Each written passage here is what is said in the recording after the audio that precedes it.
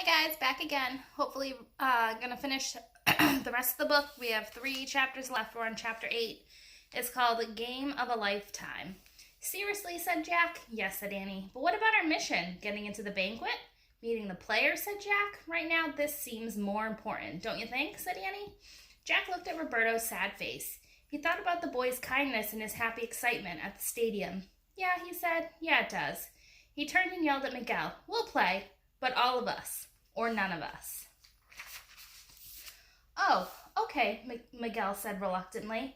Roberto shook his head. No, Jack, no, he said. Diego's players laughed. You'll lose now for sure, Miguel, one of them yelled. Big time. Give us a minute, Jack said to the soccer players, and he huddled with Annie and Roberto. Jack, they are right. I'm not a good player, said Roberto. Me neither, said Jack, but together we will make a beautiful team. I promise.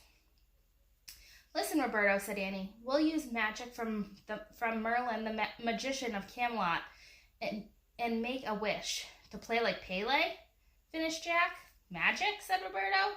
Yes, mist gathered at first light on the first day of the new moon on Isle of Avalon, Annie said.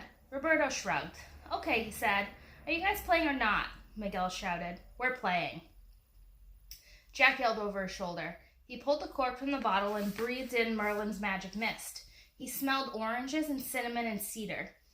I wish to play like Pele, he whispered. Jack gave the tiny bottle to Annie. She breathed in the mist and said, I wish to play like Pele. Annie gave the bottle to Roberto, and he breathed in the magic mist. Then he exclaimed with great enthusiasm, I wish to play like Pele. Come on, Miguel shouted from the soccer field. We're coming. 1 second, said Jack. He put Merlin's magic mist away and glanced at his watch. It's 3:15 now. We have 1 hour of magic. At 4:15 the magic ends. Let's go. Jack confidently led Annie and Roberto toward the soccer game. When they got to the edge of the field, Jack stopped.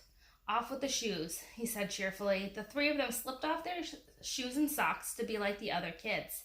Jack left his backpack next to his shoes. Then he clapped his hands. Okay, he said, let's play ball. As Jack, Annie, and Roberto walked onto the field, mud oozed between their toes. The rain had stopped, but the ground was soaked. They took forward positions on Miguel's team. We're ahead by 2 goals, said Miguel. Don't blow it, okay? Jack just smiled and nodded. Buzzing with excitement, he was eager to play. The referee placed the soccer ball in the center of the muddy field.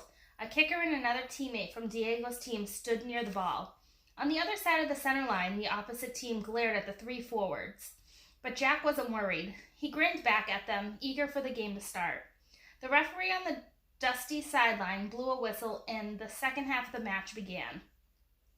The kicker on Diego's team tapped the ball to her teammate, who passed it to Diego. As Diego and some other teammates knocked the ball around, Jack noticed that they were really good soccer players, but then suddenly Annie slipped and stole the ball from them. She whacked it with her instep, passing it to Jack, who slid it to Roberto. Roberto began moving the ball down the field.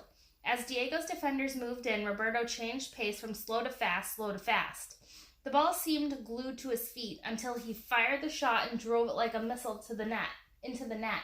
Score! Shouted the referee. Goal! Jack, Annie, and Roberto shouted, pumping the air with their fists. And all the other players gasped in amazement. Who are you guys? Carla shouted. The goalie kicked the ball back into play. Carla passed it to a girl who tried to pass it to a boy. But like lightning, Jack moved in and shot the ball through the air to Roberto. Roberto used his thigh to pop the ball to Annie. Annie stopped the ball with her foot and dribbled it past 2 defenders down the field, then passed it to Jack. Jack moved the ball backward, forward, and sideways with the short taps of his feet. He had never had so much fun in his life.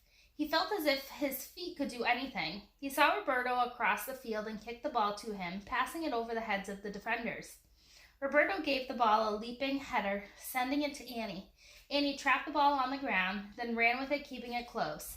She faked to move one way, then another, then kicked the ball backward to Roberto. Roberto delivered another perfect shot into the net. Score!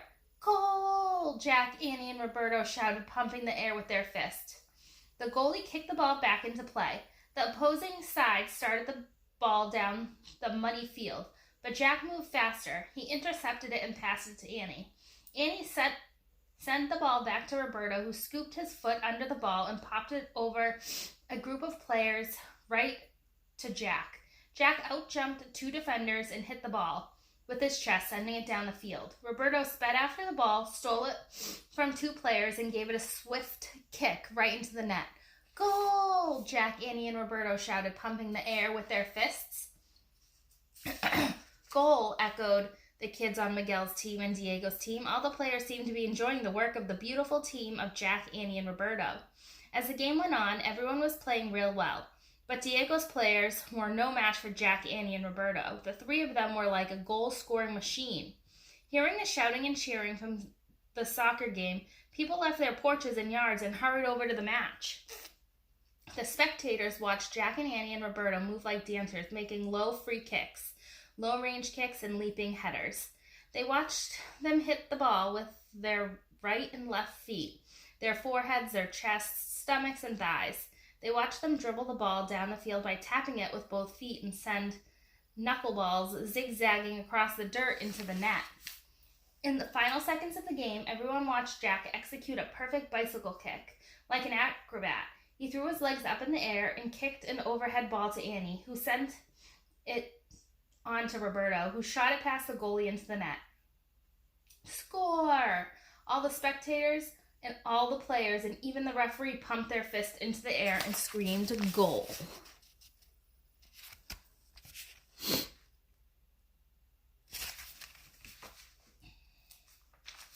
Then the referee blew the final whistle. Game over, he shouted. There was a huge roar from the spectators. What's the score? Someone shouted from the crowd. Who cares? Said the referee. That was amazing.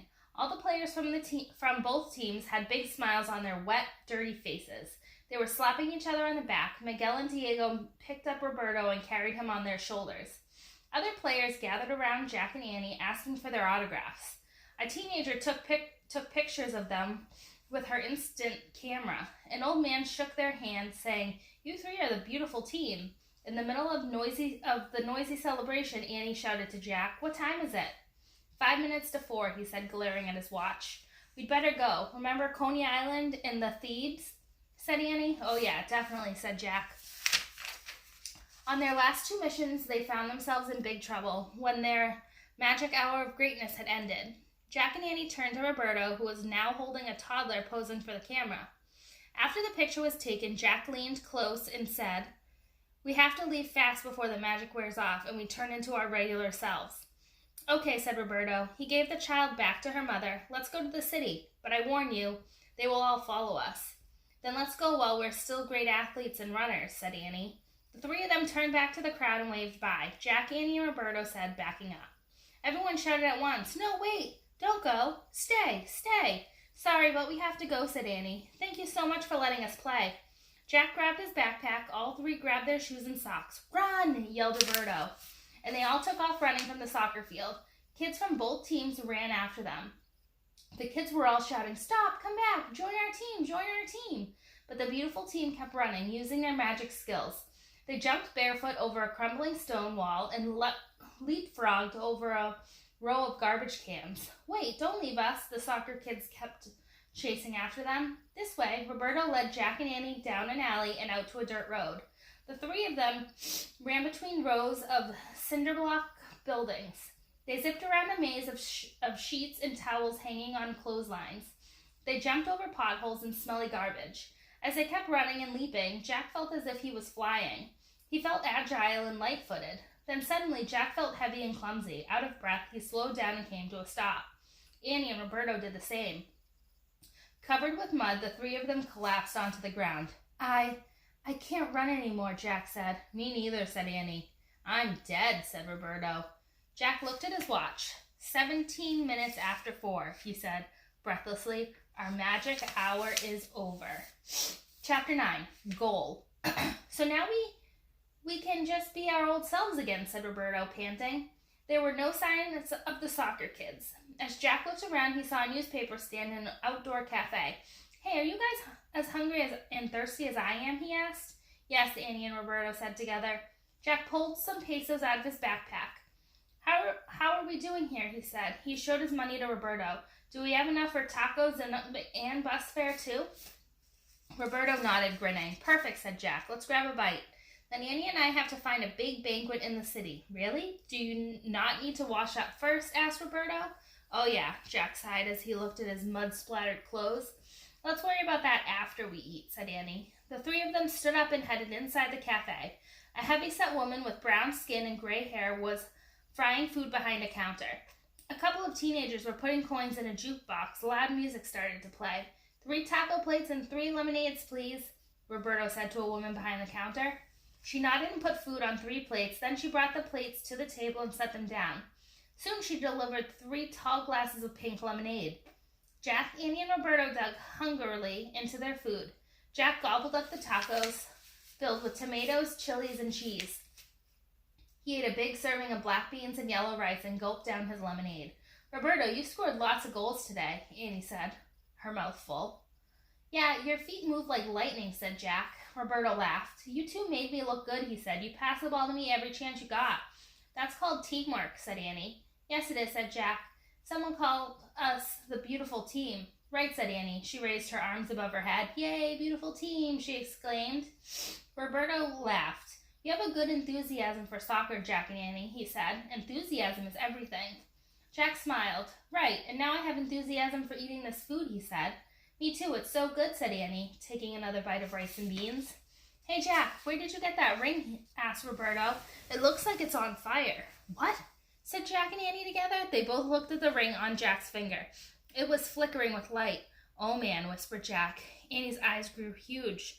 What were we just talking about, she asked. Good food, Jack's bicycle kicks, the beautiful team.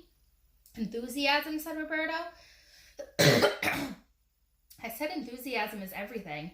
Suddenly, the ring exploded with light. That's it, cried Jack. Enthusiasm is everything, said Annie. Roberto, I think you just said something amazing and true and great, said Jack. But it wasn't me who said it first, said Roberto. Pele said it. Pele said that, said Jack. Yes, my father read it in a newspaper, said Roberto. Pele said when you play soccer, enthusiasm is everything.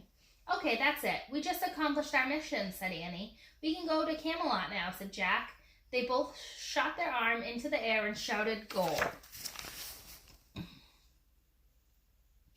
So they completed their mission, and with what Pele said in the newspaper that Roberto's, what did they say, grandfather? His father read was, enthusiasm is everything, so now they can go back to Camelot. What mission? Where's Camelot? Asked Roberto. He looked confused. It's a long story, said Jack. Just know that you helped us discover a really important secret of greatness from Pele, said Annie. Thank you. Roberto smiled. You're welcome, he said, but then the smile left his face. I am happy, but I am sad too, he said. Why are you sad? Today was a magical day, but it will never happen again. I will never be a great soccer player again. Yes, you can be a great soccer player again. You have lots of enthusiasm. That's all I have, said Roberto. I'm clumsy. I don't run fast or kick well. Before today, I never scored even 1 goal. Roberto, this is really important, said Annie. If you want to be a great soccer player or great at anything, Jack broke in. Right, if you want to be great at anything, there are 4 secrets you need to know, said Annie. Right, said Jack. First, you need to have humility. That means you have to be willing to learn from others. Roberto has that, said Annie. Absolutely, you have that, Jack said to Roberto. Second, being great takes hard work. Do you work hard at practicing soccer, Annie asked Roberto. Well, no, said Roberto. I don't either, said Jack. Okay, so we should both start practicing more. Third, you need to have meaning and purpose in your life, said Annie. Roberto frowned. What does that mean, he said. That means you try to do something that's good for the world and not just yourself, said Annie. Oh, said Roberto. Well, soccer does that. It brings people together from different neighborhoods, and today it brought people together from all over the world in the stadium. And it brought the 3 of us together, said Annie. Good, said Jack. And finally, enthusiasm. And enthusiasm is something we know you have. Yes, said Roberto, smiling again. He settled back in his seat. So I know the thing I must do. I must start to practice very hard. My brothers and sisters will help me with that. Oh no. He jumped from his chair. What's wrong? Said Annie. I must go now, Roberto said. I forgot all about my family. Everyone will be waiting to hear about my story about the game. All right, we have to go too, said Jack, standing up with Annie. Jack looked at their bill and left a bunch of pesos on the table. Then they all headed out of the cafe. The rain had let up and there was a steamy mist in the air. Where's the banquet you must find, Roberto? Oh, we don't have to go there anymore, said Jack. Our mission is done. We just need to get back to the U.S. Embassy. No problem, said Roberto. The bus goes to Insurgent Station, very near the embassy. We can all get off there and I'll catch the metro to my neighborhood. Come on, he led Jack and Annie across a vacant lot. Then they started up a dirt road lined with small stucco houses. There it is, run, Roberto said. An old bus was rattling up the road. Jack and Annie ran with Roberto to the corner. Out of breath, they got to the bus stop just in time. The doors of the bus opened and the three of them hopped aboard. Metro Insurgents, please, Jack said to the driver. He paid for 3 fares. Then, even though there were plenty of seats, Jack and Annie and Roberto squeezed into a 2-seater so they could all sit together. As the bus wound through the outskirts of Mexico City, Jack leaned his head against the window. Soon he closed his eyes. The next thing he knew, he was back in the game, kicking the ball forward, backward, and sideways, jumping into the air, lobbing the ball past defenders, past the goalie, and into the net. Jack held a trophy high above his head while the crowd roared. Wake up, kids. We're here, announced the bus driver. Jack opened his eyes. The bus driver was standing over them. They'd all fallen asleep on the long bus ride to the city. Annie gently shook Roberto's shoulder, waking him up. He sat up straight. It's our stop, Roberto, she said. Oh, he said. Jack, Annie, and Roberto scrambled out of their seats. They jumped off the bus and stood together on the plaza of Metro Insurgents. Do you know how to get to the embassy from here, Roberto asked. Sure, we've been there already, said Annie. Good, said Roberto. He shook hands with Annie and Jack. Thank you, Annie and Jack, he said formally. Thank you for everything. Thank you for everything, Roberto, said Jack.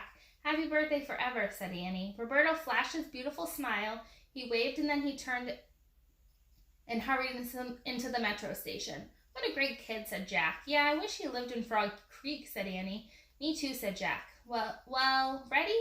Yep, said Annie. Onward to Camelot. It was dark as Jack and Annie headed up Florencina Avenue. They passed the Angel and then ran down the street to the U.S. Embassy. The embassy grounds were quiet. There were no sign of a guard on duty. I hope Benny got to see the game on TV, said Annie. I would like to see the game someday, said Jack. I bet there's a way to see it back home on the computer or on a DVD. Hey, you really could see anything from Roberto's seat, could you? Hey, you really couldn't see anything from Roberto's seat, could you? Said Annie. Jack shook his head. You're a good person, Jack, said Annie. Before Jack could say he wasn't that good, Benny stepped out of the embassy. Hi, y'all. Are you just getting back from the game? He asked. Yep, said Jack. Did y'all have a good time? Yes, said Annie. And you know what, said Jack, thinking about running around the soccer field with Annie and Roberto. It was a game of a lifetime. It sure was. I got to see some of it on TV, said Benny. I'm headed home now. Night. Good night, said Annie. She and Jack stood on the lawn of the embassy until Benny had disappeared down the city sidewalk. Pronto, said Annie. Jack and Annie hurried to the rope ladder hidden in the trees. They climbed up into the magical treehouse and looked out the window together. A fiery waterfall of green and yellow stars were bursting above the jagged skyline of Mexico City. With whistles and popping sounds, the fireworks were celebrating the game of a lifetime. Goodbye, Mexico. Goodbye, Pele. Good luck, Roberto. As the fireworks kept exploding, Jack pulled.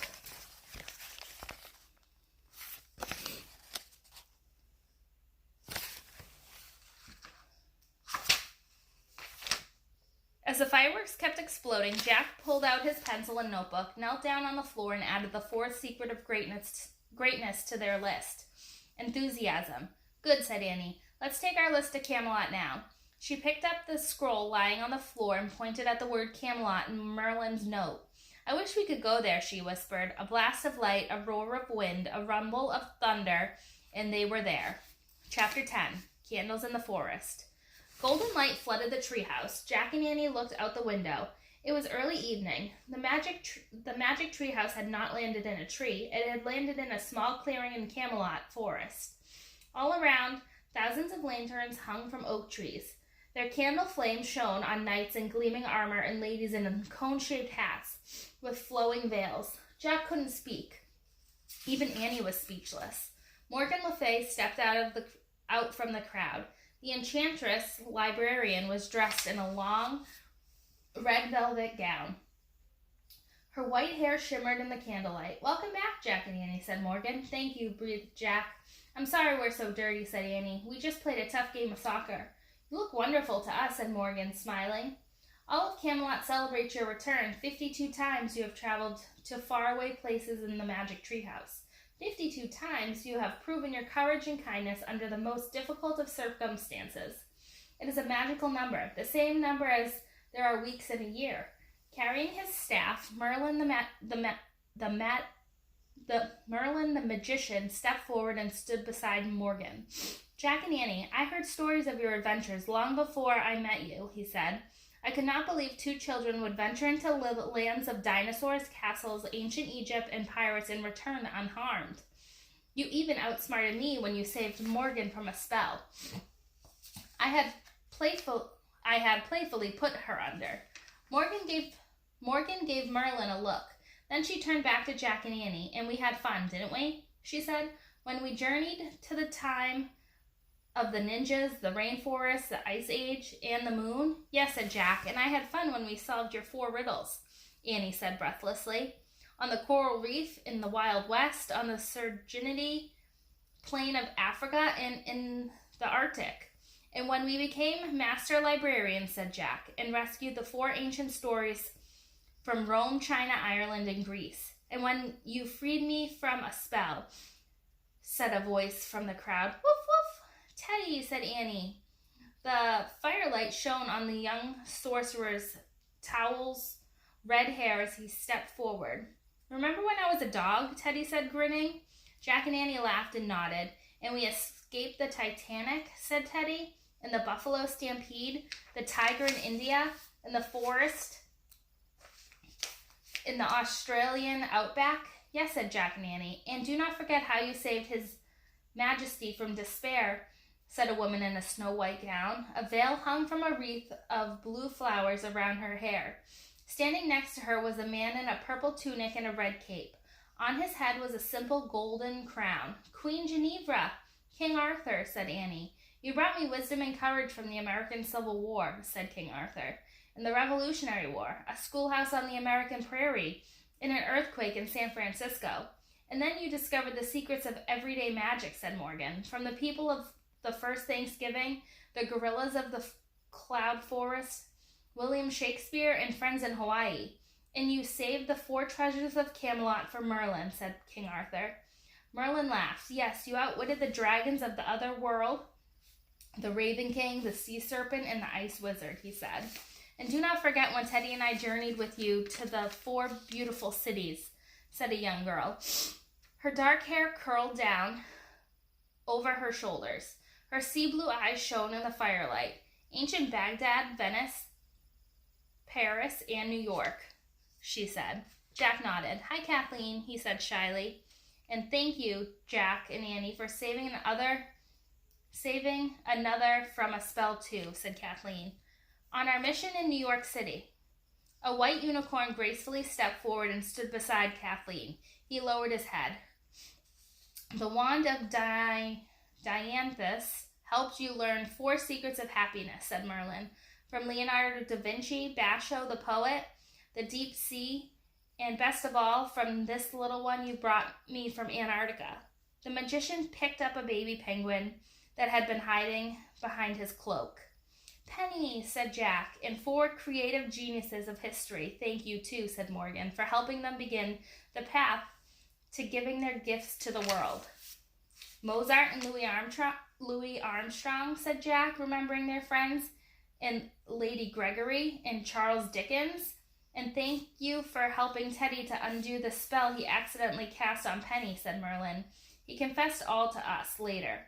We went to the Taj Mahal in India for that," said Annie, "and met St. Bernard dogs in Switzerland and Abraham Lincoln. And pandas in China," said Jack. "And now you have returned for 4 more missions," said Merlin. "And you were successful, I presume?" "Yes," said Annie. "We learned Secrets of Greatness by spending time with Alexander the Great and his black stallion, and with the great Houdini and his wife, Bess, Florence Nightingale.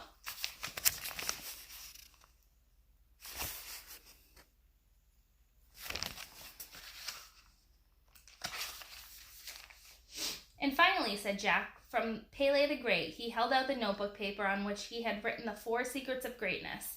Merlin took the paper from Jack and read in a deep, resonant voice: humility, hard work, meaning and purpose, enthusiasm. The magician was silent for a moment. He seemed deep in thought. Then he looked back at Jack and Annie. Yes, he said, perfect. Thank you, Jack and Annie, for your greatness. Jack and Annie both smiled and shrugged. We're not that great, said Jack. We're just 2 regular kids, said Annie. Really lucky regular kids. On your journeys, you have learned many things, said Morgan. You have seen many parts of the world and met many remarkable people. Jack, you have become kinder and more courageous. Annie, you have become more thoughtful. Your next mission may be even more challenging, said Merlin. Really? Breathed Jack. How do we prepare for that? Do not worry, said Morgan. We want you to do what others your age do. Learn new things in school, have fun with your family and friends, read books. Play games outside, said Teddy. Play music, play with animals. Jack and Annie smiled. Goodbye, Jack and Annie, said Merlin. For now, said Morgan. The candle flames danced wildly in the gentle breeze. In the golden light, bells rang through the air. Sweet music filled the forest with the sounds of flutes and horns. The wind began to blow, the treehouse started to spin, it spun faster and faster. Then everything was still. Absolutely still. The pale gold light of dawn shone through the window of the treehouse. Jack and Annie were back in the woods of Frog Creek, and their clothes were clean. No time at all had passed in Frog Creek. Did all that just happen? Said Jack, dazed. All what? Said Annie. Thousands of candles in the woods. King Arthur, Queen Ginevra, Merlin, Morgan, Teddy, Kathleen, all that? I think, said Annie. Amazing, said Jack. I wonder what our next mission will be. I hope we find out soon, said Annie. Yep, said Jack. Let's go home. He pulled on his backpack and started down the rope ladder. Annie followed him. They stepped onto the ground and started through the summer woods. Neither spoke as they walked under the trees, through patches of shadow and light. Finally, Jack broke the silence. I think I'll buy a soccer goal with my birthday money, he said, and set it up in the backyard. Good idea, said Annie. And let's email Jenny and Randy and Quinn and see if they want to practice with us. Yeah, and Will and Lally and Griffin, said Jack. And I want to pick up some books at the library, too. Check out some exciting ones with big adventures and interesting information. Cool, said Annie. Okay, so I guess this is what we'll do today, said Jack. Breakfast, bike to the library, in the sports shop, home for lunch, practice soccer, eat dinner, and read before bed. Sounds like a good plan, said Annie. A perfect one, said Jack. And they quickened their steps as they left the Frog Creek woods and headed for home.